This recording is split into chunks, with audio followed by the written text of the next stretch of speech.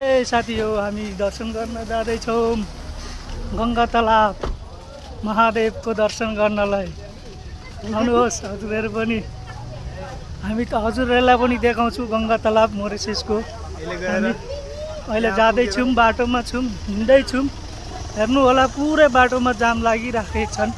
यी पुरै बाटोमा महादेवको दर्शन गर्नलाई गङ्गा तालाबमा जाँदैछौँ मोरेसिस। आउनुहोस् होला, हामी देखाउँदै गर्छौँ। बाटोमा छौँ, हिँड्दैछौँ।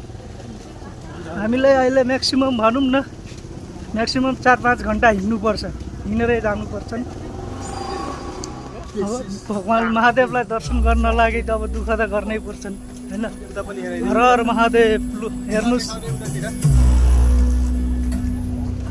हाम्रो महादेवको पुरै तयारीको अवस्था। खानापिना यसो फेरि रमाइलो छन्, खानापिना फेरि हाम्रो यहाँ हुनुहुन्छ है, हेर्न सक्नुहुन्छ।